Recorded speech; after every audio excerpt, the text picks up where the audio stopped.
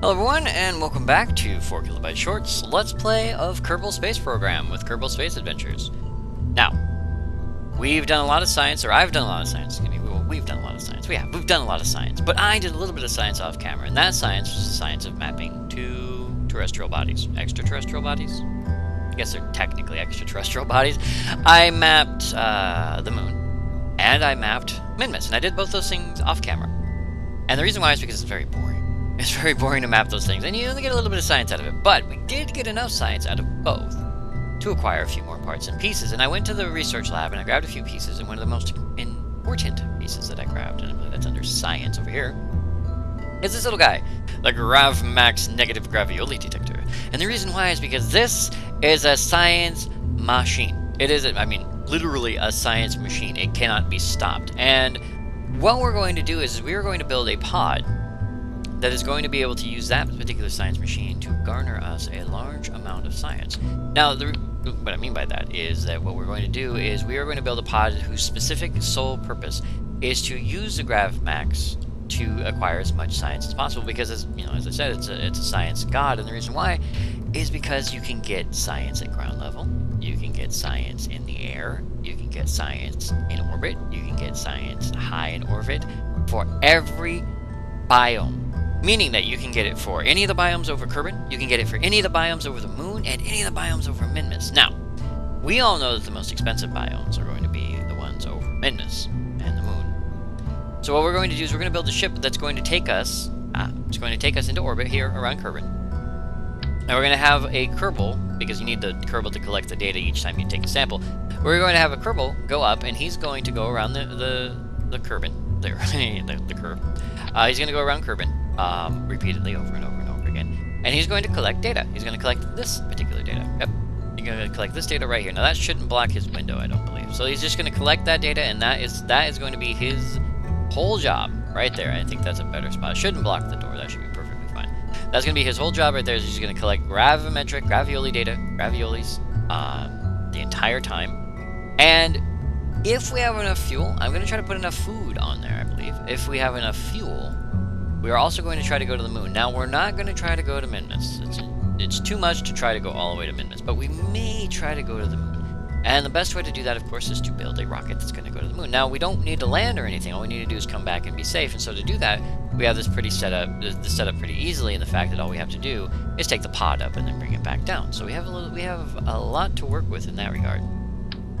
So let's go ahead and do this. We're going to shoot for the moon, for lack of a better term. We are, in fact, going to shoot for the moon.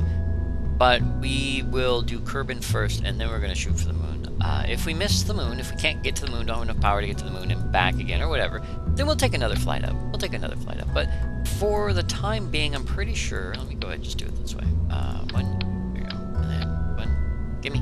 Thank you. Alright. So, yeah, we should have enough to go to the moon. So let's go ahead and get this thing set up. Now, I believe I had... Did I have a 6-cylinder light lifter? I did, and it looks like...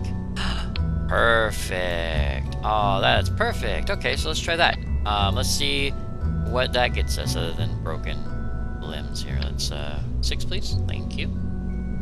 Yeah, I've continuously been forgetting to. I just keep rebuilding these for whatever reason instead of putting them in the sub-assemblies. I think it's because I've constantly, every time we change to a new season, there's usually a new version of KSP out there, and it makes it difficult to keep your sub-assemblies when parts and pieces don't work, mods don't work, things like that, and you're like, and I guess stock sub-assemblies like this one, because this is like 9 wells.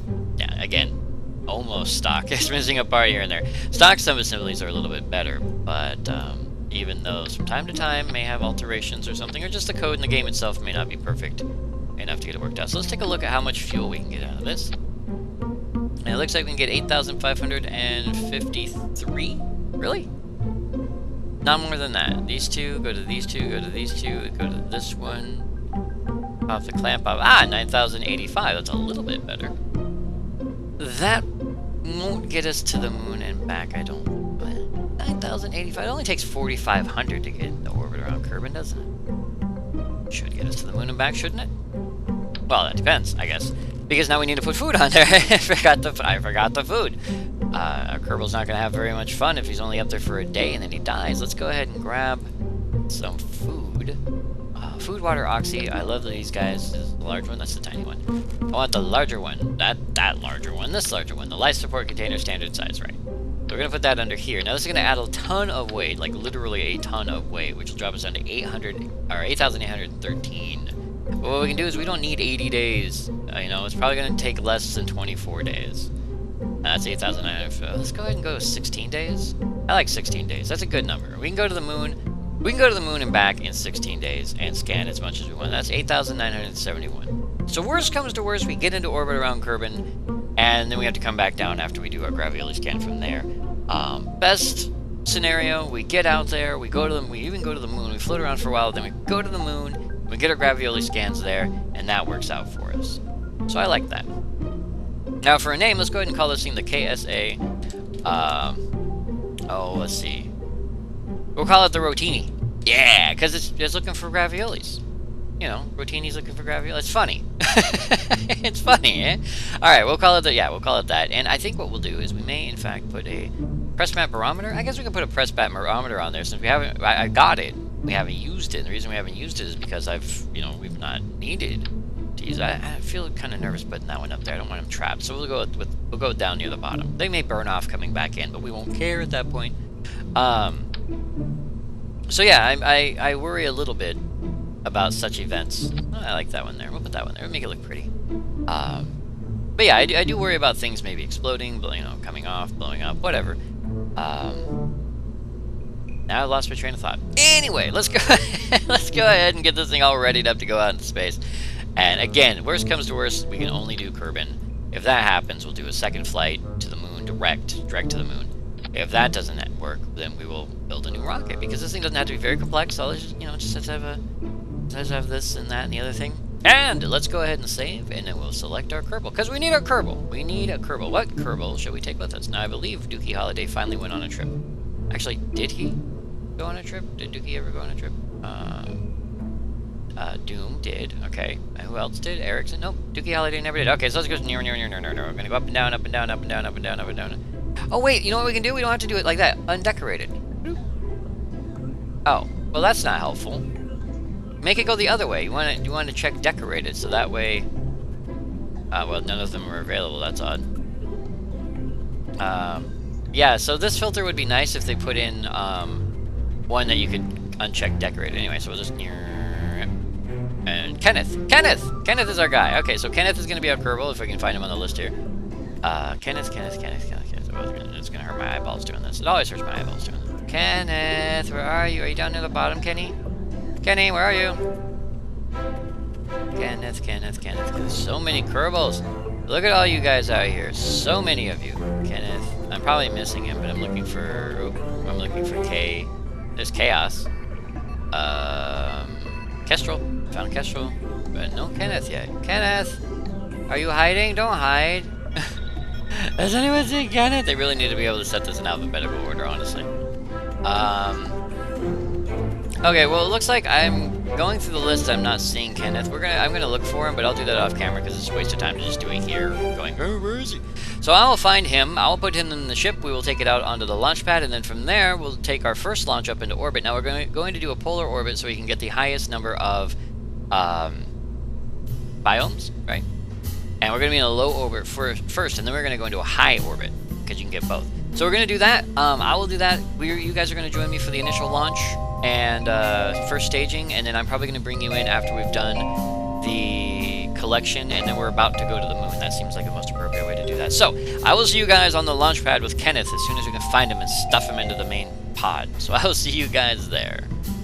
Alright everybody, here we are out on the launch pad, and Kenneth looks like he's ready to go. I had a little bit of a thought, maybe I should put a battery on here, but he's got 50 units of power, so I'm thinking that he doesn't need it. I'm thinking he doesn't need it. And so for that, we're just going to go ahead and launch him up into the atmosphere. And, worst comes to worst, he suffocates, right?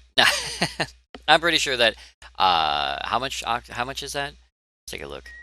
Oh, well, it won't tell us until we launch. But, I'm pretty sure it's worth a day's worth of power. And as long as we have sunlight, we don't get stuck behind a solar eclipse or something like that, we should be fine. And, of course, we are doing Kerbin first, so there's no reason to worry about it. So let's just get moving, shall we? So what's the stress to rate ratio? Current thrust to weight ratio is 1.97, so we are going to throttle up to max, and then away we go. Oh, okay, Kenny, why are you so laggy, friend? Alright, there it goes. There you go. I don't know why it's so laggy, but there it is. Okay. So let's go ahead and just launch, and we're going to go. Now, of course, as you guys know, I'm going to cut after the first stage if everything goes right. If it doesn't go right, well, hopefully we can get Kenneth back to the ground without blowing him up. Oh, and along the way up, you know what I forgot to do? I forgot to do this. We need to do a log gravity data. Oh yeah, we cannot do a gravity scan while the engines are running. That's a big thing. But we can do a press mat atmospheric barometer or barometerization. Log pressure data. Collected and recorded atmospheric pressure data from your surroundings. So there you go. We'll keep that data. We're flying at Kerbin, which is very simple. It doesn't do much after that. Once you're flying at Kerbin, you're done. We can probably do one in the upper atmosphere with a dangerous EVA, but other than that, there's not really much to do. So we're at 2,500 meters. And everything seems to be going okay. We're a little bit heavy, it feels like, but this launch platform was originally made for light probes, and the main pod may be a little bit heavier than it's used to. So let's go ahead and ditch those first engines, and everything looks like it's working just fine. We're losing a little bit of speed, but not too bad. Alright, so there's our first set. So I'll see you guys when we get up into orbit, or when we're about to leave for the moon, if everything goes okay. If anything goes bad, you know, the frame rate. If anything goes bad, you guys will be the first to know. So I'll see you guys when we're about to head off to the moon, after we've collected a bunch of science. So I'll see you there. Alrighty, everybody, we are in orbit. We have gone not only along Kerbin's lower atmosphere at about 80 kilometers on both ends, and got every science except for the Badlands. The Badlands are still hard for me to find manually, and like an idiot, I forgot to bring up the mapping unit. So although we have a map of Kerbin, perfectly viable, tells you exactly where every biome is and exactly where you are on top of that biome. I didn't bring it, so I realized that when I was first up there and I first started scanning, I was like, oh, you know what? I could have brought that with me, because now we're gonna head to the moon. We're gonna head to the moon, and you know what? We have a map of the moon, but we don't have our mapping unit. So again, I'm gonna have to go around the moon and get as much as I can. Now the moon's gonna be a little bit harder because although Kerbin is pretty easy, you know, ocean, you have desert, you have shore, you have grassland and highlands and mountains and badlands, which of course, as I said, is really, really hard to find. It's not so easy on the moon because it's all gray. You know, it's all gray dust and dirt, and you know, you have maybe a crater here or a crater there, but that's about it. So we're going to do our best. We're going to grab as much as we can. I figure we have the fuel. We absolutely do have the fuel to get there, to get into orbit, to swoop around a little bit, and to come back down. So we're going to do a high over the moon orbital pass, and then we're going to bring it way down low. And we're going to do a low orbital pass over the moon with the gravity detector.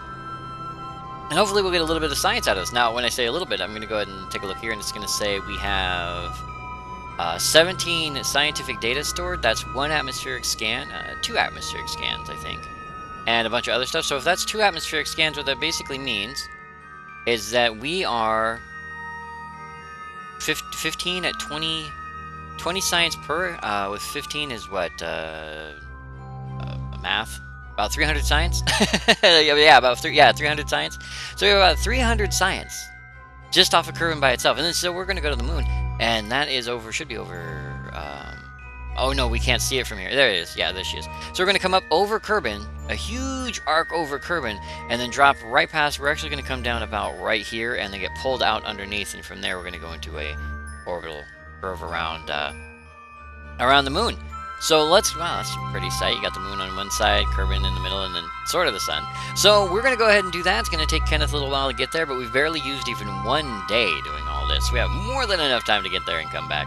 And so we'll get there, I'll do some scans, and then we'll do the return trip, because we probably won't have enough fuel to get all the way to Midnight. So it would be really nice if we did, but I'm pretty sure that we're not going to. So let's get over there, and then we'll do that. Now, for anybody who's asking, who's curious, saying, oh man, I'm worried that, you know, let's go ahead and speed this up a little bit. Anyone who's like saying, you know, why are you skipping all this stuff, KB? Honestly, it's boring to fly around a planet and do all the scans. It really is. It's boring. It really. I mean, you can see some pretty sights. I mean, you can see Kerbin coming up over the horizon. You know, the horizon on Kerbin, sunrise, all that jazz. You can see all that jazz, but it is boring to do the science part. So I'm trying to get as much good, solid stuff in here as possible. without boring the crap out of you guys. So again, we're gonna head over to the moon and on our way, and we'll get into orbit, and I'll do some scans. We're gonna do high scans and then low scans, and then we're gonna come right back to Kerbin and see how much science we got. So I'll see you guys when we're probably about to come on down, or after we've already landed, depending. I may actually do an actual landing just to make sure we kind of pad out the length of the video a little bit. If not, then we may get another whole new mission out of this. So we'll have to check that out. So I'll see you guys at the other end of all this scientific gathering. I'll see you there. Alright everybody, here we are back around Kerbin, and we're going to come in at 33 kilometers. I was going to have us come out from around the moon, but well, there we go, hit atmosphere. I was going to have us come out from around the moon and then fly in and have some fun with that, but that seemed a little out of the way. So what I decided to do instead was just have you guys come in. And the reason why I decided to bring Kenneth in and have everybody watch was to make sure that he didn't burn up in the atmosphere, and also because it seemed like Kenneth is currently carrying a lot of science. He's carrying roughly 37 pieces of data. Now we know about 15 of those pieces of data are from Kerbin at about 20 units of science per experiment. Okay. Now we also know, let's go ahead and start slowing down a little bit. We also know that he is carrying a ton of science from around the moon. Because I did high over the moon, and then I did low over the moon, which was super duper fun. As you can see, we did have a little bit of fuel remaining, which we're going to burn up coming into the atmosphere.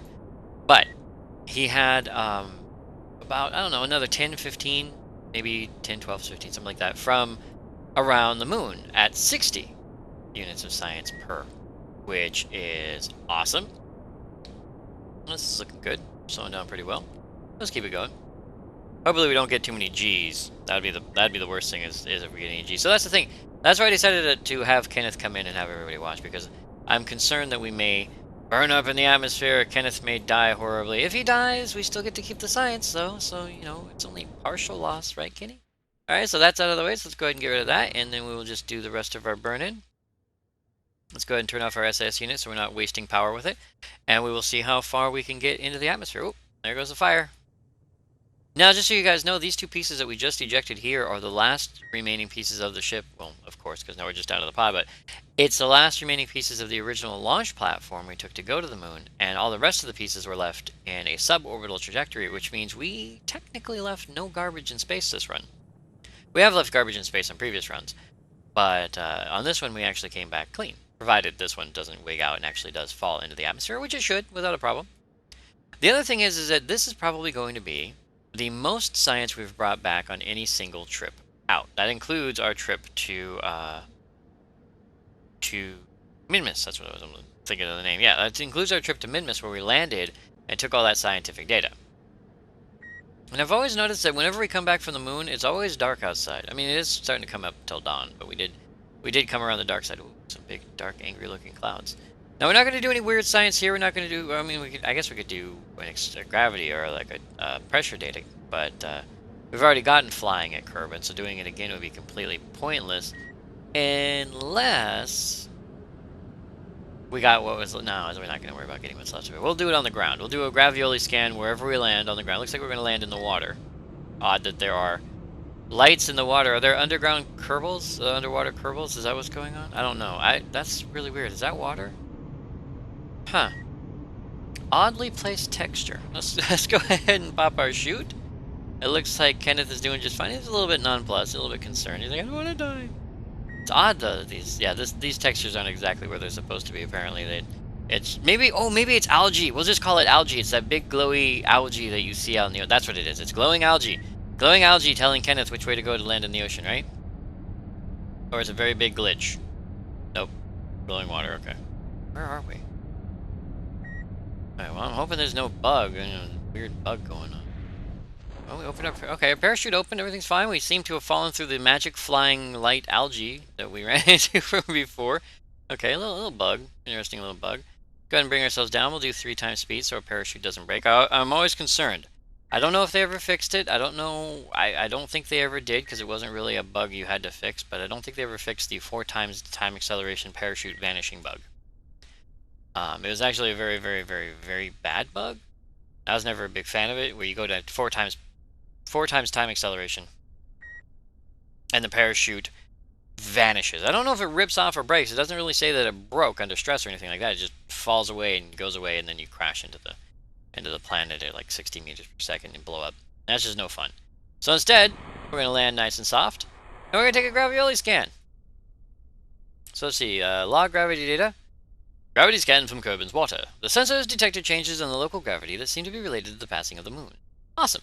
So these are not really different when you get up into space. This one is for the water, which is nice. But when you get up into space, they're not really different. They're always the same thing, micro changes in gravity, micro changes in gravity. And that's why I didn't run any of these while you guys were out and about with me watching. And that's just how I roll. Log pressure data. Collected and recorded atmospheric pressure data from the surroundings. So scanned from Kerbin's water, that's 4.8 science. I get a little bit of science here, a little bit of extra science on ours. I wanted to do our temperature scan, because I'm pretty sure we got all this. Oh, no, we didn't. Temperature scan from Kerbin's waters. Collected and recorded temperature data from the environment. Odd that we hadn't had that already. Good to know. All right, excellent. So we're going to grab all that. See if there's a crew report. We probably already have the crew report. Yes, we do. No reason to have another one. All right, now because of the loading screen, I will see you guys back at base when we recover Kenneth. And we'll have to see exactly how much science we got, and we'll get super duper excited. So I will see you guys back there now that he's down on the ground, happy, safe, and alive. Look at him. Yep, thumbs up, ready to rock and roll. So Kenneth's ready, I'm ready, hope you're ready. Let's find out how much science we got. All right, look at that. 1,533.2 total science that we recovered from just doing gravioli scans from orbit. Look at that. 20 science, all the way down 60 science, all the way down, and then 4.88, 3.2, and 0.4. And I'll take them. I will absolutely take them. There's absolutely nothing wrong with that. But yeah, 1,533.2 science. Let's take a look at Kenneth's little run here. Kenneth did a really, really, really good job. And I say that because, let's go ahead and, we can uncheck undecorated here to find Kenneth a little bit more easily. Should still be in alphabetical order. Here it is, Kenneth. So Kenneth has dangerous EVA ribbon. Okay, so for executing EVA while not in a stable orbit, he did that around Kerbin and around the moon as well. Moon orbital EVA awarded for an EVA in a stable orbit around the moon. Moon orbit ribbon awarded for orbiting around the moon. Nice. Awarded for withstanding an acceleration of at least 6 Gs. Everybody gets that.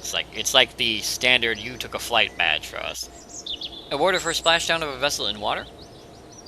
Kerbin orbit for stable orbit, and Kerbin orbit ribbon for orbiting Kerbin. So a pretty basic, but not bad, honestly. A really, really, really good job. He wasn't the first man to land on anything, unfortunately. He's going to be the first Kerbin to land on anything. But there's one more gentleman on our list who has a mission under their belt. That's super awesome. So let's go ahead and take a look at our science bay and see what we can pick up. Because there's a few things here that I kind of wanted to pick up with that science that we acquired. Especially if we're going to land on the flipping moon. That was the thing. That was you know, we're going to land on the moon, I kept saying to everybody. And I was like, yeah, whatever, KP. We're going to try to land on the moon. I promise. Wouldn't lie to you nothing. Now, these ones are 550 apiece. We can get 2 of them. We can actually almost get 3 of them. But we can get 2 of them. We have some nuclear engines here, which aren't really that spectacular. There's some other nuclear parts as well. We have some fuel tanks, some separators, decouplers, docking ports, things like that.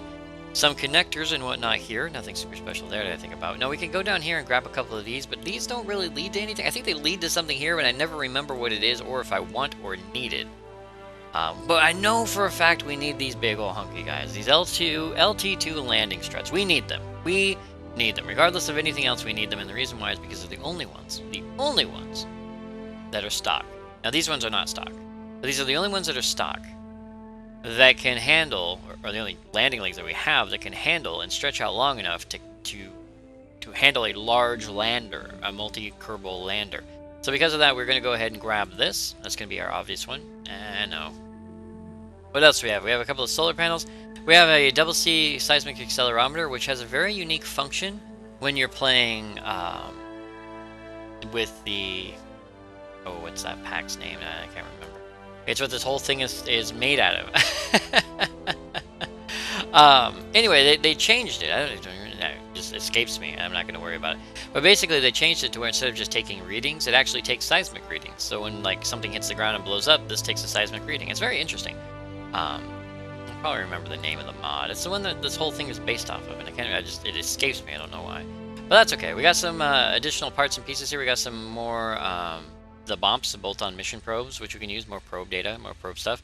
We have a few more antennae, which would be super helpful, but the antennae we have, these really big chunky ones, are working pretty good for this. This 350 gajillion meter one might work pretty well if we were to head out to Duna or something like that for additional science. Let's see, what else do we got? We have a couple of rover wheels, which we can get if we wanted rover wheels, and some antimatter stuff, which I'm not huge on. So let's just take a look really quick. What is this again? IR telescope. Oh, the infrared telescope, right? Okay, and then some water and tackle life support stuff. Which once you unlock the green multi-purpose ones, these ones are much less useful than you'd like to think. Some ion drives, which would be nice if we wanted to intercept any kind of space rocks. You know, honestly, I'm looking at this and I'm thinking to myself, what is it that we need here? And I don't rightly know off the top of my head. I mean, some of this stuff is extremely useful, but most of it's... I think there's a gap. So we're actually going to spend... Yeah, we're going to spend a little bit of science here. 180 science here. And here's some of the... Okay, so here's some of the shuttle parts from the Kerbal shuttle orbital here. Yeah, and here they are as well. Don't think we need that either. What am I missing? There's something in here that I'm missing. There's something very important that I needed that was later in the tech tree, and now I can't remember what it was. But I think part of it, I think we're going to need these decouplers, the stock octo adapt, or these, yeah, basically these are octo adapters. They're adapters. They adapt from 1 to 8 and so on and so forth. So I think what we're going to go with here is we are going to go with with one of these for building bigger, better ships. All right, that gives us a couple of things up here, and I guess that means we're going to need this to get these unlocked. Curiouser and Curiouser. We can go for a longer antennae, and the thermoelectric generator. Thermoelectric generators are like a godsend, you know. By that point in the missions, they are pretty good. Okay, so we'll go with those. We'll go with the thermoelectric generators as well as some of the batteries and the antenna. That way, if we decide to go farther out, we have that option. There's no other place that has antenna that I can see that we can unlock, and I'm not going to bother unlocking the plane stuff just yet unless we have to, which I don't think we have to. We're not going to unlock the nuclear, and well, we do need nuclear power, but we don't really need nuclear power just yet. So, because of that, what I wait, could we? Ooh, ion engines. Could we use the ion engine? How much is an ion engine? 300? So we can get 2 of these if we wanted. Any 2 of these. That makes my brain say thing. Okay, I have an idea. Not a good idea, mind you, but an idea nonetheless. We will go with the ion engines. Yeah! Oh, that's a dead stick. That's a dead end. And then we'll go with the advanced metalworks as well, which will unlock more stuff down here, which includes some of these other boxes and bits and whatnot. Alright, so what is this one? Alright, so that needs another 550 science. So we didn't unlock anything spectacular, anything particular, but we did unlock a couple of things where we can make, possibly, a couple of interstellar probes. And if we're lucky, those interstellar probes can not only go out into space, but also come back from it. And I'm liking that idea, but in order to do that, I have to think of how I want to do that. Because now we have the lander, the lander parts that we need. Well, somewhere around in here. There it is. We have the lander parts that we need that I should be able to put together a lander for the moon, finally, and maybe some interstellar probes. So we will work on that in coming episodes. But for now, we're going to go ahead and pause here, because I don't really have a mission planned right now, so extending this video for another mission would seem completely silly. And I know that the last 2 missions were kind of boring, because it was mostly me working really hard to show you a couple of really fun things. But we did get a lot farther than we were, and now we're ready for some actual landing Kerbal mission stuff. Super important. And probes aren't exactly Kerbal mission stuff, but you get the idea. So for now, I'd like to thank you all very much for joining me, 4 kilobytes short, on this Let's Play of Kerbal Space Program, Kerbal Space Adventures. And in the next video, we are going to do one of 2 things. We're going to land on the moon, or we're going to launch some interstellar probes, hopefully ion-powered, which is going to be interesting, because I don't really do ion-powered probes. But I have a couple of designs in my head, which I'm hoping will do a great job for us. So I will see you guys in the next video.